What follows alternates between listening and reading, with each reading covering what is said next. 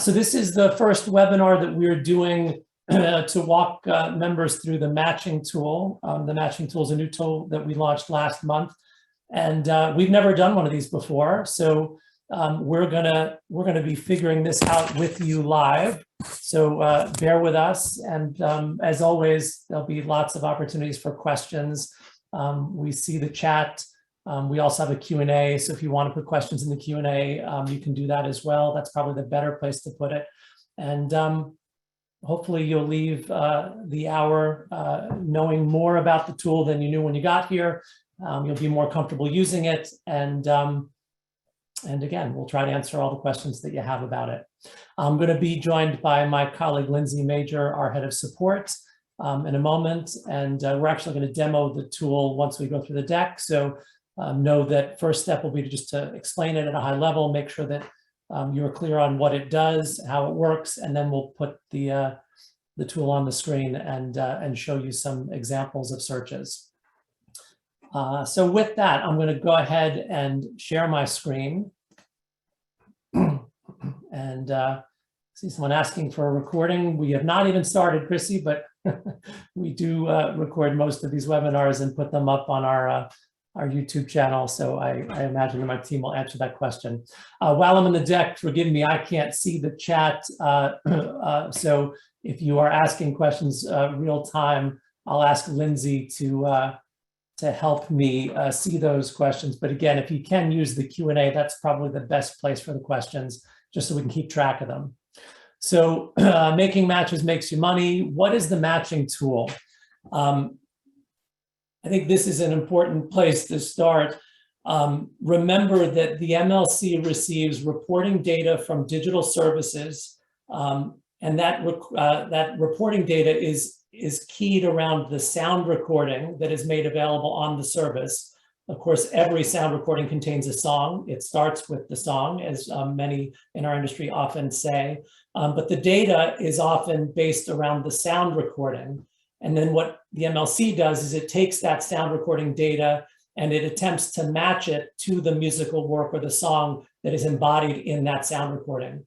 Sometimes that's relatively easy if the data from the DSP is really comprehensive and complete and includes things like writer names. But sometimes the data is less than complete, or sometimes the way the data has been sent to us frustrates our ability to make those matches. We have both a series of automated matching processes that we run every month with every file. That's essentially a computer program that looks at the data and tries to make those connections. And then we have a large, now our largest team, just past the support team, a large team of people who do what we call manual matching. Though manual matching also depends a lot on technology. And the goal there is to then allow humans to look at some of the data, because as you will see when you look at the matching tool on your own time, and even today, sometimes things that the computer can't match are fairly obvious to a person when they look at it. The problem is, because we're processing literally hundreds of millions of lines of data every month, we can't have a human being look at all of it. But we do have a large team looking at that data every month in a more manual way, so that we get the benefit of that human analysis in addition to the system analysis. So the matching tool, what that does is essentially allows you to do the same sort of thing that we do every month, which is to look at those unmatched sound recording uses and to see if you can recognize some that may match to the works that you have registered in the database. So again, you are looking at unmatched sound recording uses and trying to identify those that relate to songs you have registered. And then once you've done that, you have the ability to propose a match that we then review, and assuming it looks good, approve. And that then allows us to make even more of those connections. Some folks have asked, well, why do we need a matching tool? The answer is in part because the law required that we make tools like this available to members. But more practically, it's because given the volume of data we're looking at, the more eyes on that data, the better. As much as I think we have built a great team, we only have so many people on our team. And even if every single person only did this every day, our ability to match would be limited by the amount of time and people we can put on it. And more importantly, you as members and often as songwriters or folks that work regularly with the songs and the songwriters that you represent, you know your data really well. So giving you the ability to look at the same data is both a way for you to see where we have not been able to make those connections, so it's transparent, and it also gives you the opportunity to jump in and help us perform that task in ways that directly impact you. And remember, we don't make any money off of this exercise. The MLC pays 100% of the royalties to rights holders. We don't take an admin fee. So in no way does making the match benefit us. It benefits you, and ultimately it fulfills our mission. So the matching tool is a way for you to help us together perform this task for your benefit as well as possible. So you're not replacing us. You're not doing our work. You are doing work that benefits you alongside the work that we are already doing. And together we will hopefully make all of this work better than it has worked in the past. So hopefully that introduction helps explain kind of both what the tool is and why we built it, and why it can be really compelling for you as members. So again, fundamentally, we are talking about making those connections between the songs that you have written or have registered and the sound recordings that feature those songs that are streamed on digital services. And we are trying to make that connection between the two sets of data in order to then pay you properly. So we thought about how to help you approach the matching tool, because like any tool where you can search data, it may be hard to know where to start. So one way to think about this, and this is not the only way, and maybe some of you will offer some thoughts today that will give us other ways to think about this and to suggest to other members how to think about it. But one way to start is to think, okay, am I either looking for works on my own because I'm a self-administered songwriter, or if you're a publisher, am I a songwriter and a recording artist, or am I just a songwriter? And the reason that's different is because, again, or the reason that that might affect the way you approach the search is, again, we are searching sound recording data now. And if you are both a writer and an artist, then you can look for songs where you were listed as the artist, and in doing so may then find songs where you were also the writer. The recording artist field is one where we get much more data than the writer field for obvious reasons. So looking for a recording artist is a good first strategy, where you are looking for works that were written by a writer who is also the artist. If you are only looking for works where the writer just wrote and didn't perform, obviously that doesn't help. And you may have written songs for dozens of different artists. So there you can start by searching for writer name. There are instances where we have writer information, but the data was not in great shape, or there was some other problem that prevented us from making the match.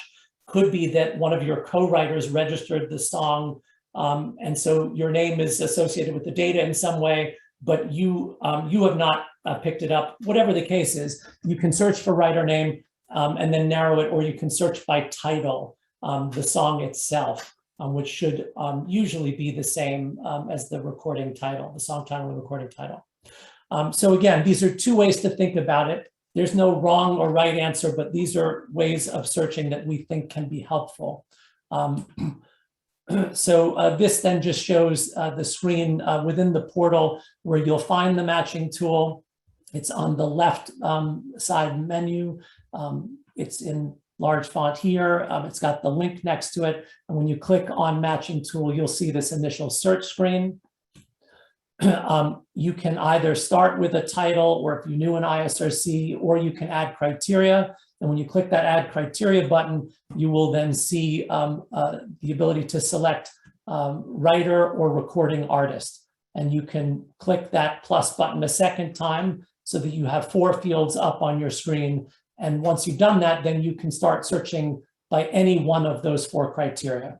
Again, if you're looking for works that were written by a writer who also performs and is the recording artist, we suggest in the first instance search by recording artist. If you're searching for a work that was written by a writer who is not a performer, but you know who performed that song, you can search by that artist name, or you can just put writer name in first.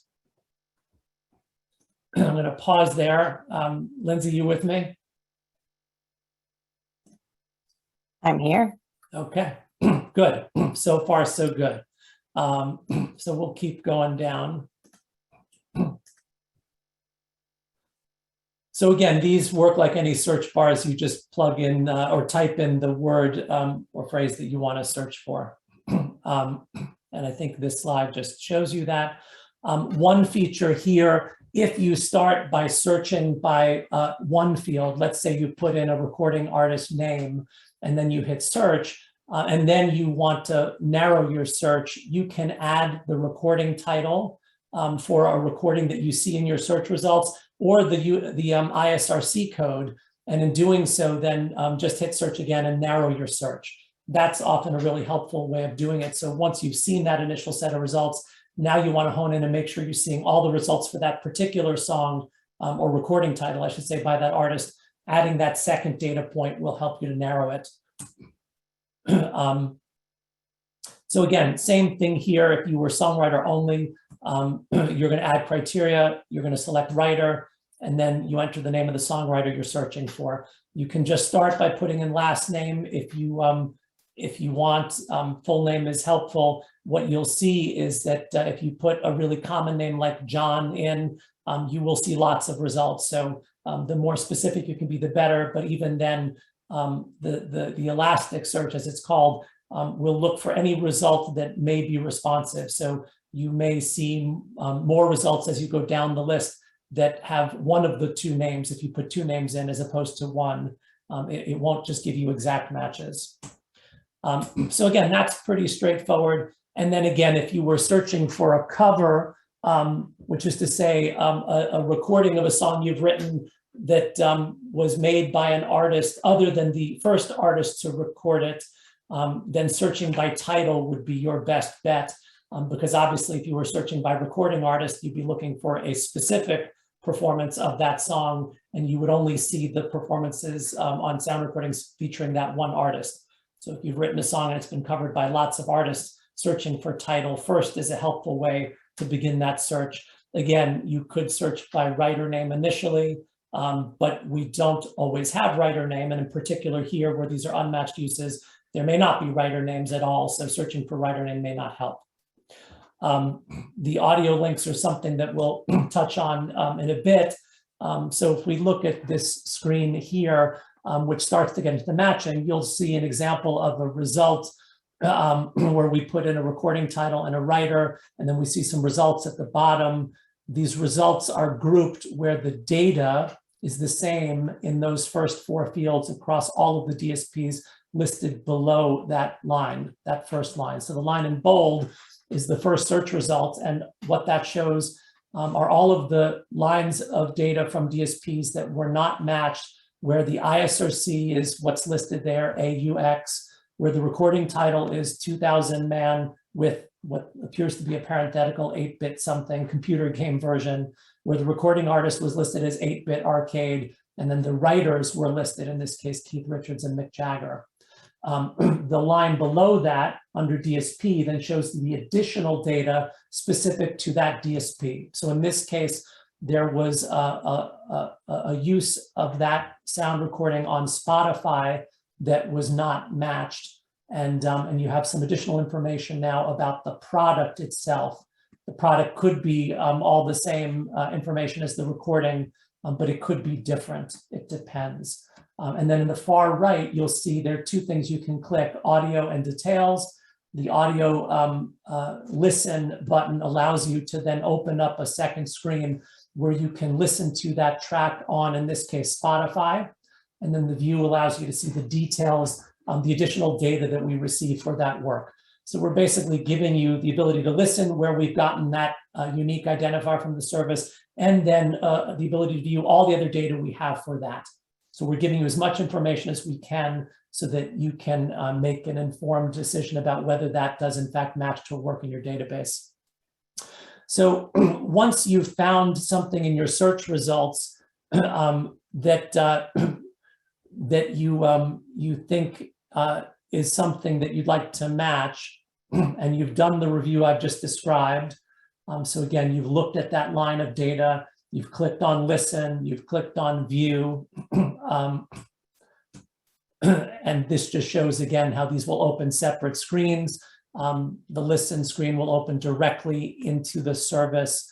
The view screen will show you a second screen with more details on the data that we've received, all of which allows you to confirm that, yep, that is in fact a recording of my song. And then what you do is you search for that song in your catalog. So again, we started by searching for sound recording uses on specific services that we have not yet matched to a song that you have registered. Now you are searching for the song that you have registered. So you will click the circle next to that line. We call it a recording group. So this is the left image. In the first step, you'll click on that circle. And then if you only want to match one group, you will click match one group. Then you'll see this pop up, which is telling you you're now switching to the second step of the process, which is we're going to locate the work or the song in your catalog that you'd like to match to that recording group. You'll hit continue. And now you'll see a second search screen where you are searching for that song in your catalog. You search by the title, and then you can pick one of a number of other data points, writer name, ISWC. When you click the dropdown, you'll see all those options. That's just helpful if you have a large catalog and it is possible you have multiple registrations that have a similar title or the same title. But it allows you to quickly narrow that down. So you click search, and then you'll see below a list of the songs in your catalog that are available to be matched. Again, you're only searching for songs you've registered. So what often is the case is the reason we haven't been able to make that match is because the song itself has not yet been registered in our database. We can't make that match if the song doesn't exist. And we know from the data of all the distributions we've done that there's quite a bit in royalties that is pending right now because we have unclaimed shares or works that have not been registered. So if you don't see that song, remember to go back and check your catalog, because it could be that you have not yet registered that song. Even if it's in our database and you see it in the public search, if you haven't registered your share of the song, it won't appear in your catalog. Because again, we're matching to your registration, not to one of your co-writers' registrations. So if you don't see that result when you search your catalog, remember it may be because you have to register your song first. So once you've done that, then you'll be able to select one of the songs in your catalog that was produced in that search result, and then you'll propose that match. It'll ask you one more time to confirm. You hit yes, then essentially you've submitted that match. The process is done. And then you can go back again and begin the process with another search and do that as much or as little as you'd like. So it's a pretty straightforward process. There aren't that many clicks, but I think fundamentally, some people get stuck if they don't fully understand what you were searching for in the first instance, which are uses, sound recording uses that have not been matched. And then in this second instance, you're searching songs that you have registered. And it is those two things that you are trying to connect when you use the tool. I'm going to just take a quick peek in the Q&A. Bob asked how do alternate title options play into this? Lindsay, I don't know if I know the answer. I know that that recording title is searching the title that the DSP has put in that field. And there is a different data field for other like subtitle information that this is not capturing right now. So if that alternate title was in that other field, it would not come up. You're only searching for the primary title. Does that sound right to you, Lindsay?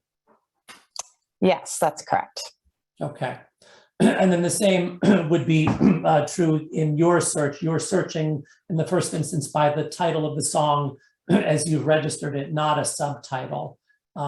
That may be something over time that we add if we find that that additional level of detail is helpful. I think right now we've started with the primary title in each instance because that would be the most obvious starting point. Adam, do any other royalty services offer this type of matching tool? There have been services that have offered things like this from time to time. I think it has more often than not been in the context of settlements where you are looking to find activity in a library that was set up as a part of a legal settlement to identify your works.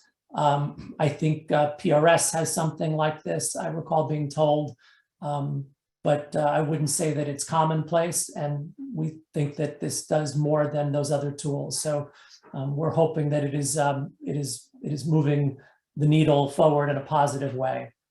Will it be possible to filter results alphabetically? Again, in the first instance, when you're searching based on those search terms, and what the search is doing is saying, these are the most relevant results for the search. So in that way, it's sorted by relevance. Yes, I do expect over time we'll be able to add ways to filter alphabetically. That's feedback we've gotten about the portal in a variety of places. So that is something I expect we'll be able to add in the next 2 or 3 months as we start to now enhance some of these tools that we've launched. I'm going to hold up on the questions, not because I'm not going to get to them, but because I want to get through the deck, and then we can get into the real demo of the tool itself live, and continue to answer those questions. So thank you all for jumping in. And I see another question in the chat, which I will get to as well, Michelle Schock, so know that I see that as well. Some frequently asked questions: how frequently do we refresh the data in the matching tool? The answer is we're going to do that once a month, usually in the last week of the month. And that way you know, if you looked for something in particular once, it's not going to change a week later unless we're at the end of the month. And I think as we kind of crystallize when exactly in our process we're going to do that, we'll be able to share more details about that. Perhaps even get to the point where we can tell you the day that it's refreshed, just like we tell you the day we do the distribution. So right now there's a lot of other pieces behind the scenes that play into when we do that refresh. It is not yet fixed at a specific moment in time. But again, usually the last week of each month. How long does it take us to review the matches? We're aiming actually to do it in as soon as 2 weeks. Right now, we've started by saying within a month, and that's just because we're also learning how to manage this process real time as we launch it. But obviously, that's not a long turnaround. Again, we do things much more quickly than most organizations like this, who are normally accounting to you on a quarterly basis and potentially paying you 3, 4, 5 months after the fact. So this is right in line with our normal cadence. And again, over time, we'll try to make that even better. So a month now is fair, could be as soon as 2 weeks after you submit them. And then what happens when multiple people try to make a match? We look at all of them, and if it differed, then we would determine which one we think is correct, and we would reject the other one. So just know that any member who has registered any share of a work can use the tool. We don't simply take the first proposed match and then shut everybody else out of the process. We recognize that more eyes on the process is ultimately better for you and for us. And we want everyone to have the chance to use the tool and propose matches of their songs if they wish to do so. And then how long will it take you to receive royalties from accepted matches? Again, some of it depends on timing, and we're still working out the cadence, but if you propose the match in that last week of the month after we refresh the data before the end of a calendar month and we accept it, it could appear on your next statement that quickly. That would literally be 2 weeks later. But generally speaking, it'll probably take another month. So figure a couple months after you propose the match. And as we have more experience doing this, we'll let you know what those timelines look like so that you have clear expectations. But again, pretty quick turnaround. So those were the questions that we had prepared ahead of time. But now I'm going to stop sharing my screen. I'm going to take a look at some of the questions while, Lindsay, you get your screen ready. And then I can jump in and try to answer some of the questions. So let's see, Camilla, if a proposed match has been rejected, but it is a song from our catalog, how can we ask you for a review of the decision? You'll hear us say this in every webinar, please contact our support team. That's why they're there, 12 hours a day, 5 days a week. And It's entirely possible that we got it wrong. And if you've got more information that can help us make the right decision, we want to know. So please give us a call and reach out to the team. Will we be making unmatched recording data available outside the matching tool? Yes, Phil, we will be making it available in the public search and the bulk public download. We did not do that initially, one, because it's an additional piece of technology we have to build in each instance, and two, because we wanted to launch the tool with members first to understand how helpful people find it and to work out any bugs and kinks. Again, as you have seen over and over again, we are launching all of this very quickly, and rather than take several months to test it internally or with a small group of people, we're often launching things real time and then opening up the beta test effectively to all of you. So while we do that kind of initial beta testing with all of you, our members, we wanted to hold off on making it public. But I would expect early next year we will add it to the public data set, and then it will be visible to anyone who wants to see it. So then, are the matches confirmed by the MLC manually or automatically? There is some element of manual review to all of that, Archie. Again, we want to be really careful here and try to balance moving as quickly as we can with making sure that we're not ever adding bad data in. And that's not to say that you're going to propose bad data, but again, if all of this was easy, none of us would be here on this webinar. So we're balancing that sort of automated approach with some manual review as well, all with the view of doing this as accurately as possible. Let's see, I'm just trying to skip around, and I'll just keep going in order for the moment. Will it be possible to match a recording to a registration using the sole criteria of the MLC code? So I think what you're asking, Jamie, is when you search for your work, we ask you to put two criteria in. If we find from your feedback that most of you don't feel that second criteria is necessary, we've already talked about that. That's a fairly easy thing to change, to only require one piece of data when you search your catalog. Obviously, it just depends on the size of the catalog. A larger rights holder, publisher, administrator who's managing tens of thousands of works will find that second criteria helpful. Someone who has a smaller catalog may not find that helpful. We set it up with two right now in the theory that it's not that hard to put the second one in, but we can absolutely change that if we hear from you that that's an extra step that makes it a little more time consuming for you. Luisa, I love the preface because I am firmly of the belief that there are no stupid questions. So should we only use the tool if we have music on streaming platforms? We mainly have our film on music, film, ad, TV spots. So this is a great question because it sort of, again, gets back to some basics. The MLC is only administering rights related to your songs for streaming services or a smaller number of download services in the US. So to the extent your music is being used in film, TV, or in ads, and it is not on those streaming services, Louisa, you shouldn't find an unmatched use because those uses in film and television are not there. We are not allowed to administer synchronization rights, which are the rights that are involved when your song is used in film and ad and TV. That said, it's important to know that when your songs are used in those visual media, increasingly the people who have those rights are also putting them up on streaming services. So it's important to know whether you've given those rights to the person who used it in the film or ad or TV, and maybe to still check to see if it's there, because if it is there, you might have that right to be paid. You certainly have the right to be paid from somebody. It just depends on whether you can self-administer in that case, or if that person with whom you did that TV deal also had the right to collect the publishing. So again, you won't see those uses because we don't administer them, but you might still see your song up on these services because increasingly people put the tracks that are in film and TV up on streaming services.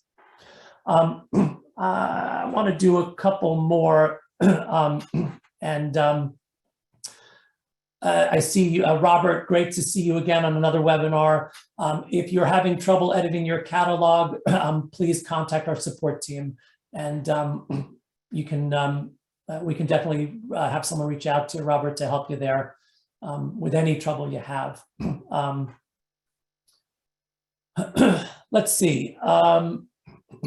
Why many works are not having the listen button active? Mario, great question.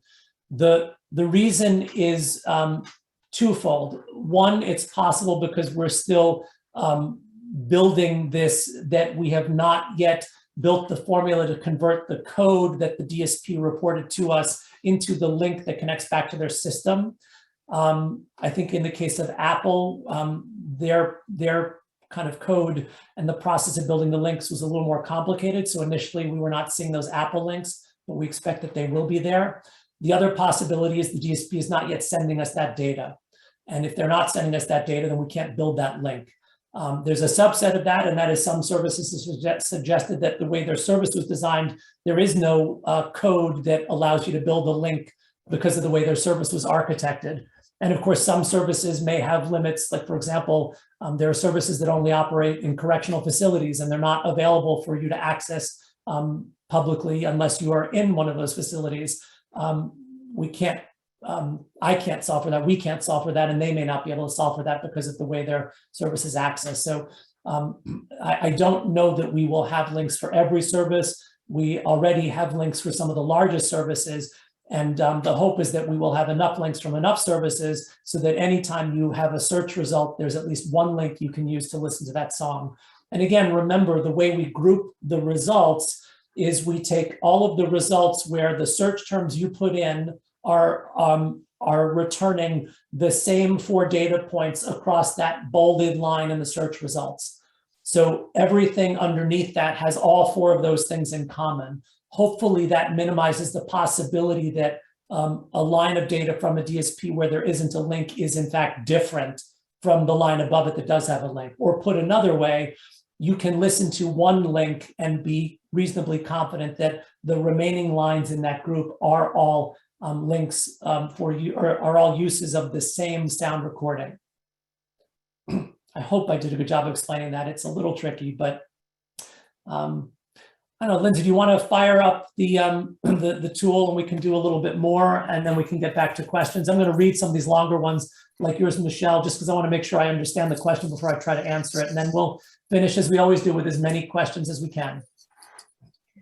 Great. So I'll go ahead and share my screen. We'll walk through the tool, get everyone acquainted with it, do a couple of searches, and then, like Chris said, answer any questions. So here, before we dive in, this is a demo account. So none of the data that you're going to see is like the most up to date. It's for used for testing and things like that. So, and as you can see, I set this up. I have a test publisher set up for this, but when you log in to your member account, this is the page. I think we've all seen it. You'll click view member. And then as Chris pointed out earlier, the matching tool is over here on the left-hand side. So we click the matching tool, and this is where we can locate those recordings that have not yet been matched to your works. A couple of things to know about the search criteria is you can add up to 6 criteria fields. We have you search by one or multiple of these options: recording title, recording ISRC, recording artist, and writer. So you've got a few options just depending on what strategy you'd like to take. So I'm going to start off. It's not a bad idea to maybe perhaps cast a wide net in your first attempt just to see what's there and then kind of narrow down from there. So for my example, I'm just going to pretend like I am either this writer or I represent this writer, and I just want to see, okay, what's everything that this writer has. And as you can see, there's several options, but this writer does have multiple projects that they're involved in, or artists that they're involved with. So I know that, okay, I'm only interested in the recording artists, the Teskey brothers. So I can narrow my search there and say, okay, here's all the results I have. So as Chris mentioned, all of these results are recording groups. And so all the results are grouped together based on these 4 data points being the same. So another thing you'll probably notice that will help you with your search is these dollar signs. These kind of help point you into the direction of where the most royalty money may be. If you're wondering where the key is to figure out, well, how much money could this potentially mean, we do have a tooltip up here for estimated value that lays out what the estimated value may be. So I'm looking at this, and obviously this one catches my eye. I can drop down, and there's an audio link available. When I click listen, it brings me right to the Spotify, and I can listen to this recording. I'm also able to click the details, view the details, and this is the data that was provided to us by the DSP. So you can dig in here and really make sure that you've got the right information. So maybe I'm interested, I say, okay, so this recording has some money here. I want to make sure that I get all of them. So I can then go ahead, go back and refine my search even more to make sure that I'm getting everything with it. And Lindsay, if I can, I just want to jump in because the results now that you just provided highlight one of the challenges that we all face and why the data quality is so important. If you look and see in the search results, the first 2 lines have the same ISRC. It begins AUL for each of them. And you'll see then the recording title starts out the same as well, San Francisco. And if you expand one of those, we can see Spotify, there's one, and then in the second one, it's Apple. So, and then the artist is the same, and it appears that the writers are the same. So that might beg the question, well, why are those displayed separately? And some of you may have noticed, if you look more closely at the recording title, the first line in the search results says San Francisco - live at, and the second line says San Francisco parentheses live at. That means that the DSPs have displayed that title differently. Not every DSP takes the title as it was provided by a record company or distributor and simply puts it up. DSPs have their own style guides. Some DSPs prefer to put information like the live at in parentheses. Other DSPs prefer to put the information separated by a hyphen. I assume in most instances the data was sent to them by the same company in the same way. So in this case, either Apple or Spotify modified the title to fit their style preferences. But what that means is when they send the data to us, if a computer is looking at that data, it will see those as different because there are different characters, parentheses in one case, hyphen in another. So we do not automatically roll that up because we are not assuming, we can't assume that that is the same thing. But this gets to why consistency of data is so important. And one of the things that we advocated for and secured in the regulations for the Copyright Office was the requirement that services provide us that original data for title and artist from the record company that provided them with the data, with the hope that as we get that, we can then only show that version of the data rather than the variances that they come up with when they put that title up on their service as you see it. So if we had that original data from both of these services, maybe the record company sent it with the hyphen, then we could show both of those together because we would be rolling these up or grouping them under the original data as the sound recording company provided it to both services, rather than right now where you're seeing that variation in the way that the services have displayed the title. So again, that's a little insight into the data and some of the challenges that we face, that we all face. But for that, you can probably look at this and pretty reasonably confirm that those are in fact the same sound recording. The ISRC suggests as much. It's just a difference in the way that those two DSPs displayed the product title when they sent us the data. Thanks, Lindsay. Yeah. Yeah. So, and another thing to know is with these groups, there can be, this example just happens to only have one recording, but kind of to go into why the groups, there could literally be hundreds of recordings that fall under a certain group. So the benefit of offering groups is that, first of all, it allows you to parse through a lot of data much more quickly and easily. And secondly, it allows you to pick a lot more recordings, all at the same. So there could have been 3 recordings under this group. By selecting this, I haven't selected the entire group. So all of the recordings under this group are selected, as well as this one. And now I'm clicking match to group. So this is the part where I'm going to suggest that all these recordings I selected are matched to a work that's in my catalog. A caveat, this work is not in this test catalog, but bear with me here. I do have a work just to show you the process here. So I search for a work and you have got lots of options for your secondary identifier that you want to search by. We do require the work title and then something else.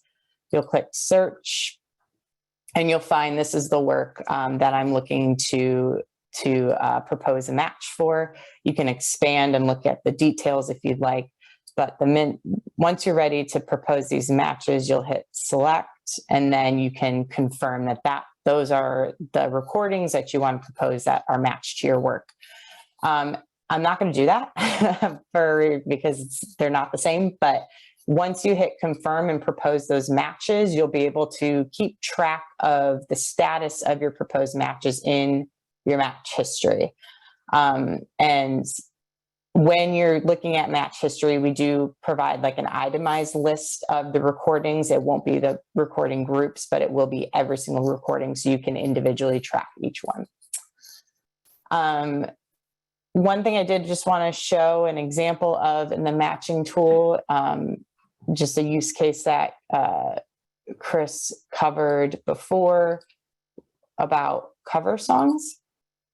So let's say probably the most, one of the most covered works ever. So let's say, okay, I've got Yesterday. I want to look for all the covers of Yesterday.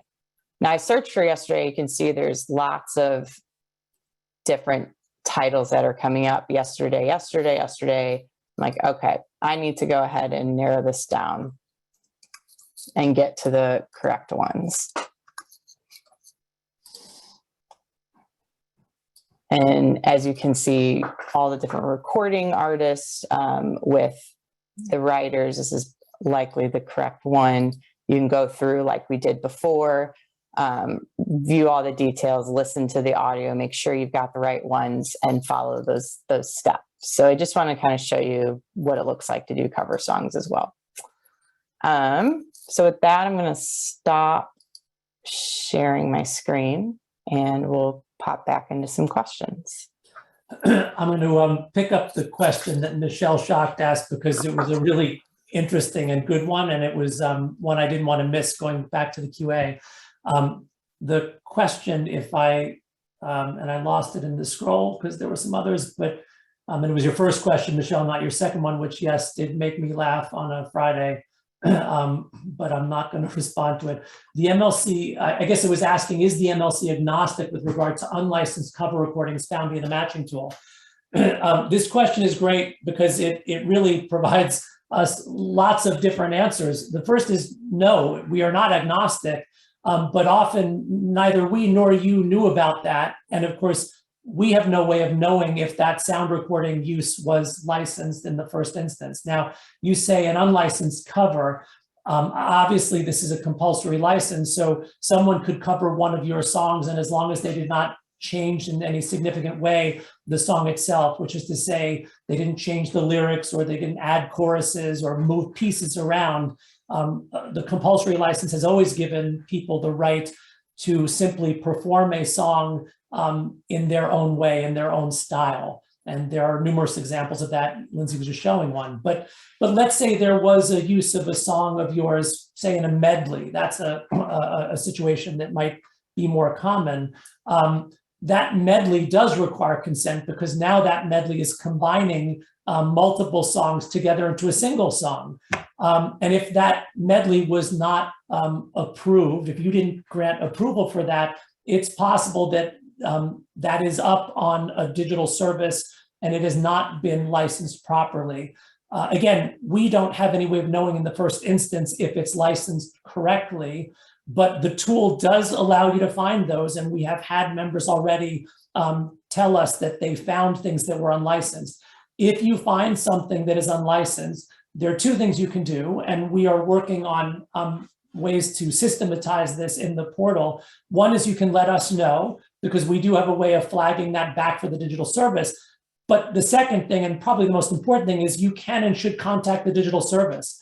If they are exploiting a sound recording that features one of your songs that was not authorized, and they don't have the legal right to do it, because again, that medley or other use fell outside the terms of the compulsory license, you have a claim against them that you can bring. And nothing about the fact that that service provided us with royalties prevents you from bringing that claim. So in that way, the matching tool gives you visibility into lots of things that may be of interest and go beyond your interest as a songwriter. It could be that you find someone has put one of your sound recordings up, in your case, Michelle, right, because you are both a performer and a writer. They could have put one of your sound recordings up on some album or something they released digitally that they don't have any rights to. And this will reveal that as well. So we are not agnostic, but we also don't have a way of knowing that that use was unlicensed simply from the data we get. So we will need your feedback as the rights holder to know that. And again, ultimately that may be revealing a use that's unauthorized that now means you have a claim that you can bring against the DSP or the person that put that sound recording up. So that was a great question. And yes, the second part, what are the lines, what qualifies or not? Twisting in the wind is one way to put it. It is yet another area of the music industry that is inevitably gray, because the way that it's described, if you change the fundamental character of the work, is open to interpretation. So because there is no clear line rule in the law, there will inevitably be questions about whether something is sufficiently similar to qualify for the compulsory or not. But again, the tool does now give you visibility to see those uses. And in the case of the covers, we were working with a songwriter the other day who found a cover of a song that she and her band had written and recorded. The cover was by an artist in Mexico, and she had never heard of it, did not know it was covered, was not a song of hers that's regularly covered. And she was able to discover that pretty quickly. There's nothing wrong. She's now going to get paid for it because she can see it to make the match. But she learned about that cover for the first time through the matching tool. So hopefully, Michelle, that addressed that question, which again was a good one and did kind of touch on some issues that go beyond the tool itself. So Lindsay, you want to pick a couple from the Q&A here, and let's try to get through the remaining 13 questions before we hit the top of the hour. Yeah, so one question, if we have separate author-publisher accounts that split royalties, do we add to both, collect for other writers? So at a fundamental level, you're matching these recordings to the work.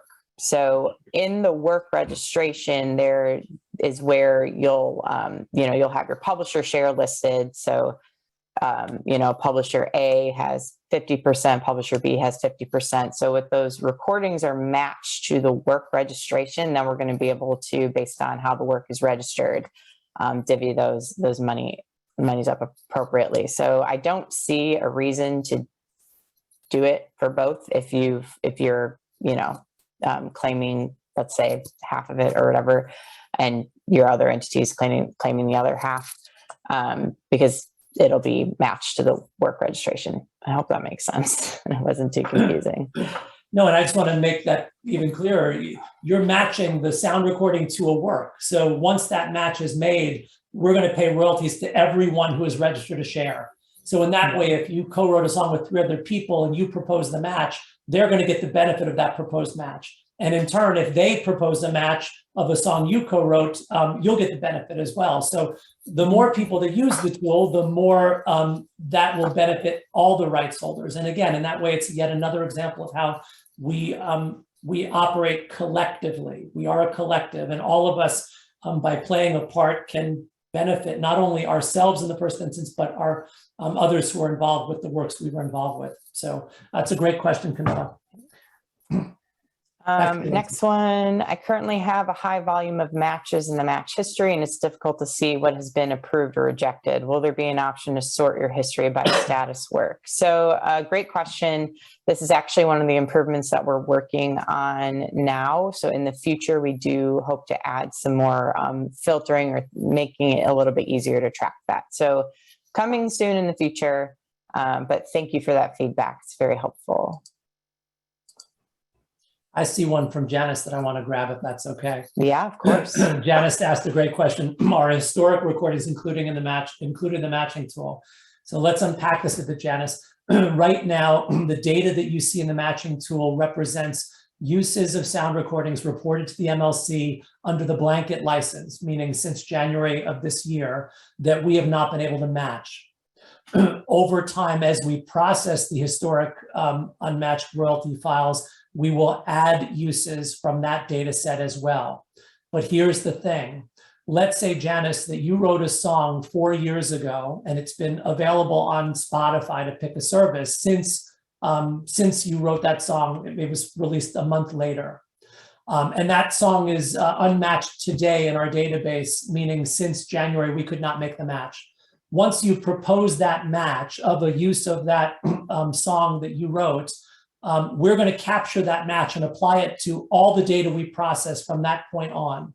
Meaning we're going to apply that match not only to new blanket royalties and the accumulated blanket royalties, but the historic royalties as we process those. So the match only needs to be made once, and then we're going to apply that to every data set, back and forward, as and when we get there. So that's why you won't have to propose matches again. Now, there may be a use of your song, a use of a recording that only was up on a service for 3 or 4 years, and then it was taken down.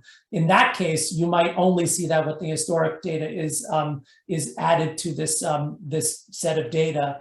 But again, what is true in the streaming world in particular is that most things that are posted tend to stay up. There's no incentive to take things down because, of course, the stores have infinite space, and often the services market themselves around the number of sound recordings that are available. So we find generally that the data today we have about Unmatched is going to be pretty consistent with the data that we're seeing for the last months of 2020. And again, as you go back in time, the only difference will be you won't see things that were released in those years that we haven't gotten to. But you go back to 2013, and if it was unmatched then and it's still unmatched now, then when you make that match today, that should give us what we need to make the match for both. So the added bonus of this process, and it's the same with everything else we do, as you improve your data, as we improve your data, we will apply those improvements to everything we do, and you will get the benefit of that without having to do something separate. So great question, and I appreciate it. Lindsay, back to you to pick off the next one. Sure. So I've got one. I just matched a work and made a new search. The same work is still listed as unmatched. It would be nice if the same work is having a kind of submitted flag or something to identify match already submitted. So this is something Chris covered briefly a little bit earlier.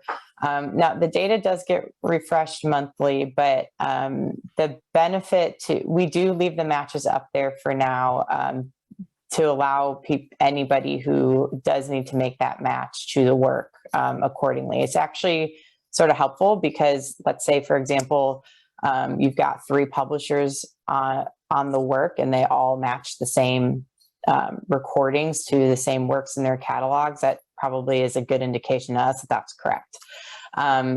Now, that's not to say that in the future we won't be trying to add some functionality that says, hey, there's a pending match on this work already. That's something that is in conversation that we're just kind of looking at. But yeah, I thank you for that feedback. But I just want to explain that's part of the reason why we don't remove the recording once you've submitted a match for it.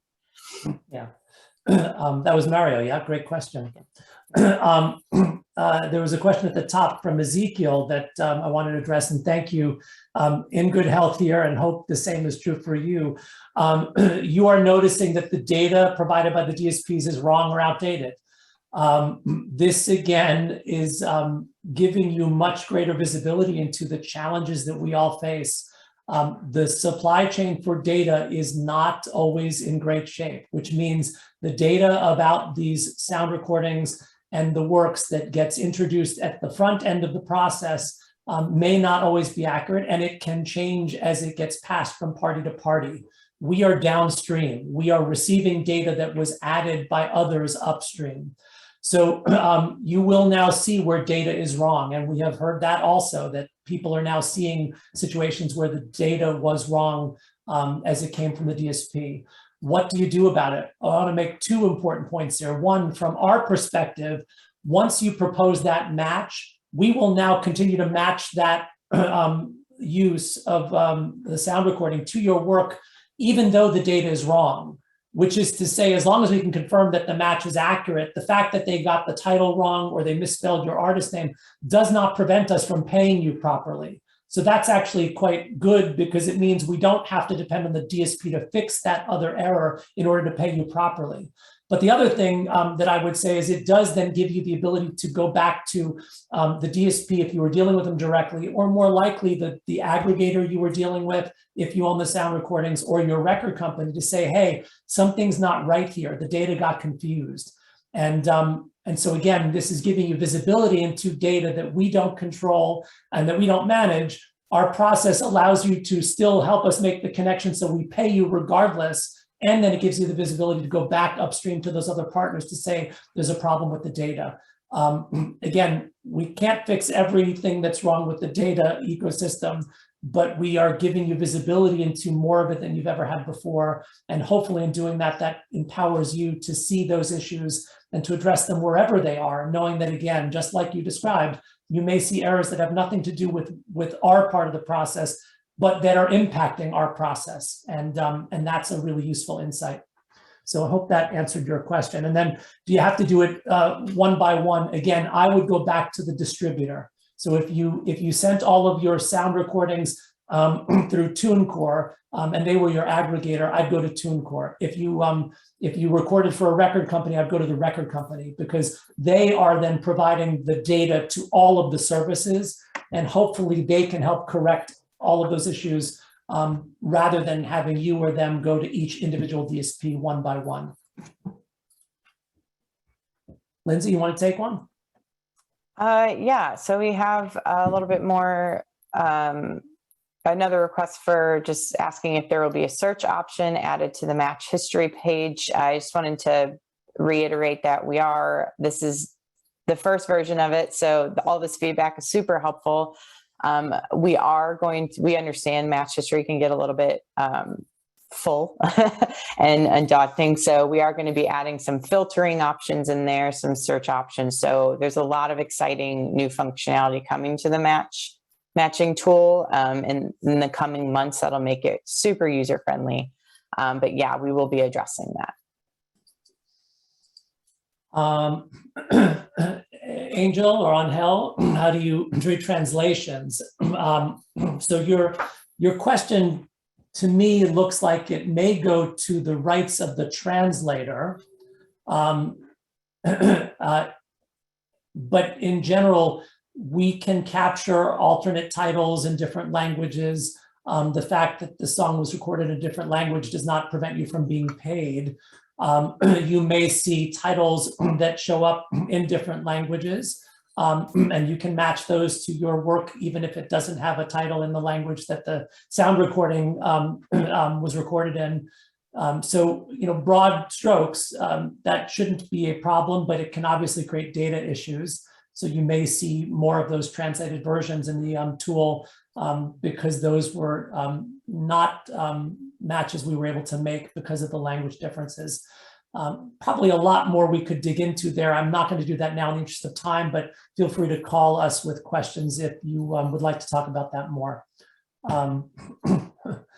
I'm gonna tackle, there's a question I've seen twice now about, can you unmatch, or what do you do if you incorrectly submitted a match? So if you submitted a match proposal and that you end up figuring out that was an error, just reach out to the support team. We'll get that information. We'll get it over to our matching team to kind of cancel that proposal. Abby, I don't know if that's where you were going with your question. Are you able to unmatch? But I assume that might be the same. But if you have an additional question, if a match has been made, we can kind of break that match, but we're going to need to get information about it. So again, you'll need to reach out to the support team to get that situated. But we can get it figured out for you. We're at the end of the hour. I can stay a little longer, and if Lindsay, you can too. We'll try to answer the rest of these questions. But for any of you that have a hard stop, I just want to thank you for being here and staying with us the whole time. This was a great first webinar for us, and hopefully you've all found it informative and helpful too. So if you have to leave, know that we will no doubt do this one again. And in the meantime, you can call support always and ask us questions one-on-one. And please be safe and have a happy holiday weekend for those of you in the States who are looking forward to celebrating Thanksgiving. So for the rest of you that can stay, let's keep going and try to get the rest of these done. Archie, from the top, how does the MLC establish that the link was made correctly? We are looking at the data for the work and the sound recording use that you are looking at, and then we may also then look at some additional outside sources of data. There are probably 25 different sources of data that we use as well to try to verify those matches. And again, we're ultimately trying to make sure that they're correct. I think that's the simple answer. Nathan, why do I have to take the hyphen out of the Q code, the ISRC? You know, there are lots of ways to display those codes, and I think we opted to remove the hyphens because knowing that hyphens can create issues with searches, it's just easier to eliminate those. You know, it's harder to get the number wrong if all you have to do is put the sequence of numerals in the search versus get the placement of the hyphen right. But that was a choice that we made to try to make the process work more smoothly. And I know that you'll sometimes see some of those codes represented with the hyphens. The hyphens really help you to understand what the code signifies. It's not just a random series of letters and numbers. Each section of those codes has a different meaning. But if you know what the formula is, the hyphens are only a visual aid. They don't change the meaning of the numbers or the letters. So that's the answer. I'm going to take the next one and then I'll hand it off to you, Lindsay, to pick another one. But Mario, do remixes shall be matched to the original versions? That's another one of those really interesting questions, and it really depends on whether that remix has fundamentally changed the character of the original work. So we can't answer that question because it ultimately involves a bit of a legal determination, but it is valid for you to register separately a remix that is fundamentally different. So if the original version of your song was 3 minutes and you've got a remix version of it that goes for 5 minutes and it adds a verse or repeats things in different orders and is sufficiently different, it is in that case probably appropriate and helpful to register it separately. One of the things that we will sometimes look at is the duration of a song. So you can see where a remix that's 2 minutes longer than the original will have a different duration than the recordings of the original song. And that is an example of why it might be helpful to have that. That said, again, a song that you wrote that was, you know, in the rock genre that someone re-records as a country song, where all that was changed was the style of the performance, not the fundamental character of the composition itself, that should not be registered separately. And it will not be good for you to register that separately because, again, multiple registrations of the same song can also confuse the process and make it harder to match. So hopefully that gives you some guidance. But again, Mario, that one can be answered a myriad of different ways depending on the facts of each situation. And there is unfortunately no bright line rule. Lindsay, you want to pick one? Yeah, so from Caroline, is it possible to search and claim in bulk on the portal? I think you're talking about Match, the matching tool still. So I say that because claiming and matching are a little bit different. But right now in the matching tool, those recording groups are allowing you to search and propose those matches in bulk. I know sometimes there's only one recording, but sometimes there could be hundreds of recordings under a group. Now, to address your question, you're probably looking at, okay, but I want to match recording groups in bulk. At the moment, that's not something that's there. Again, this is the first version of it, but that is feedback that we've received from other publishers. So it's something, again, we're looking at and we're evaluating how can we make that possible. So at the moment, no, it's basically the groups for now, but just know we are evaluating that. So again, thank you for that feedback. I would add too, and it's great to see you on the webinar, Carolyn, that also then begs the question though, is it possible to match in bulk and accurately match, right? Because again, the processes that we manage are intended to match as much as possible. And often the reason that things are not matched successfully is because there are issues with the data. So we are also trying to find that balance between letting people help propose accurate matches while preventing people from simply submitting thousands and thousands of matches that are ultimately not all accurate. So we constantly, and all of us in the industry, we are struggling with trying to be as accurate as possible and at the same time trying to pay as much as we can out. And those two objectives often conflict with each other. You can pay a lot out, but do it inaccurately, or you can pay less out and be perfect. And we are trying to be as perfect as possible and pay as much as possible, without compromising one or the other. So a really great question, and I appreciate the chance to add that color. Lindsay, I'll hand it back to you. Sure. So the next one, just to be clear, if we are seeing payments for a particular song on our statements, is there a chance there are recordings from various other artists that might still need to be matched for that particular song? Yeah. And so you can go in and we showed you a couple of different ways that you can search, but yes, it's possible that there are potentially covers that need to be matched to your work. So I would encourage you to go find those in the matching tool. But yes, you understood that correctly.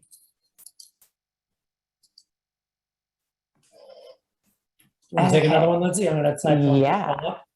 Yeah, the next one, where can we get the ISRC of our songs recorded by other artists or in other productions that we don't control?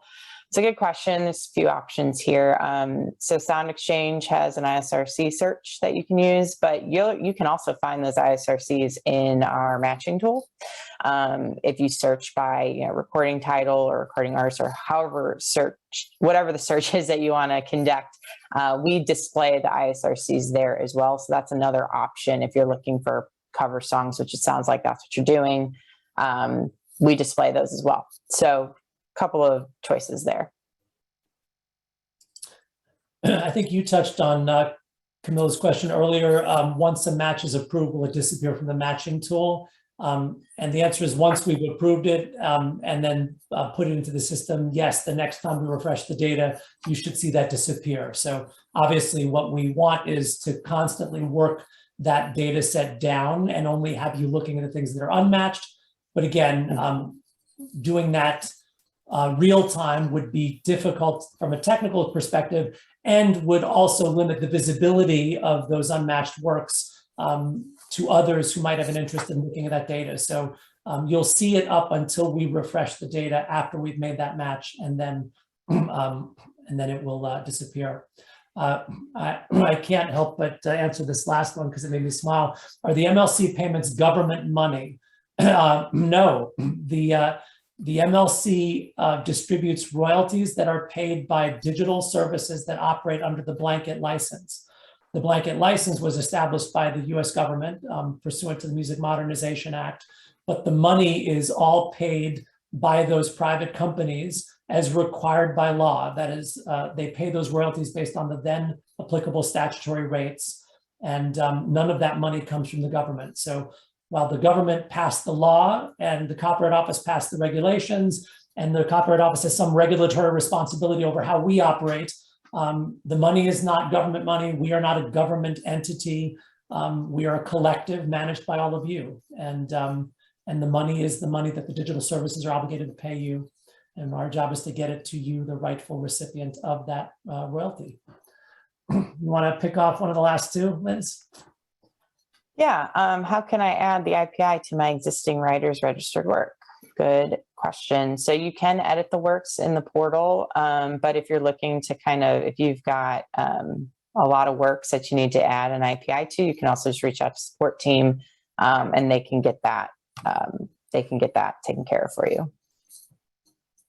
And then Nathan Bryden, Music Company, thanks for so many questions. Is this the same as a title claim? No, this is not about claiming ownership, establishing ownership. All this is doing is making the connection between the data we receive for sound recording uses with the data we have compiled in the public database for songs, and making the association between the two. So if someone has registered a work that your company has a right in, and you believe that they have inappropriately registered a share of that song, nothing about this match speaks to whether that claim of ownership was valid or not. And you can still dispute that ownership, particularly if it impacts your ability to register your share. You can do that by contacting our support team, and ultimately ownership will be resolved separately. And then once it is resolved, the connection between those two things will still be there. So another way to think about that is if you lost rights to a work and another publishing company gained rights, that connection is now established between the song and the sound recording use.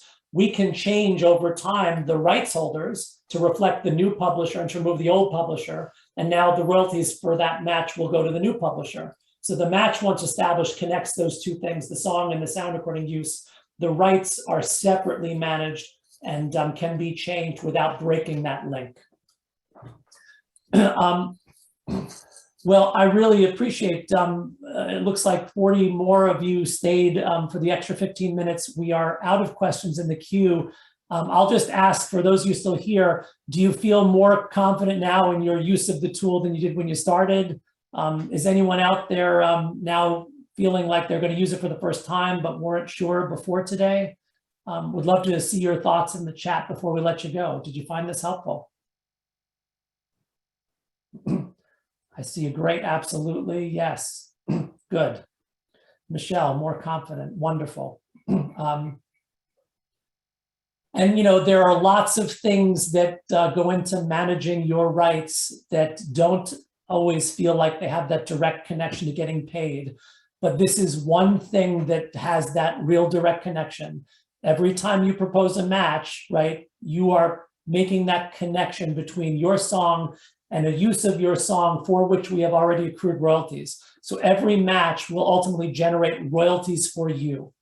The amount will depend again on those symbols, but once you've made that match, it's going to pay a dividend, because every month after the month that we make that match for the first time, when that sound recording is used and your song is streamed, whatever the royalties are, you'll keep getting them. So as you make those connections, know that A, you are going to get paid right away some amount that we were accruing, and you have now made an investment that will pay dividends every month after that first month, as long as your song is streamed. So this is, I think, valuable and worthwhile for you, and it helps us do our job better. And again, know that we spend a ton of time behind the scenes before you ever see this data, trying to get as much of it right as possible. So by no means does this replace us. It supplements what we do, and it does so in the most direct way, because you are looking at the things that will pay you personally, and we know that matters. So thanks again for being here. Again, happy Thanksgiving to those of you celebrating. Be safe, and thank you, Lindsay, for being here today with me. And we look forward to seeing you on another webinar soon. Bye, everybody.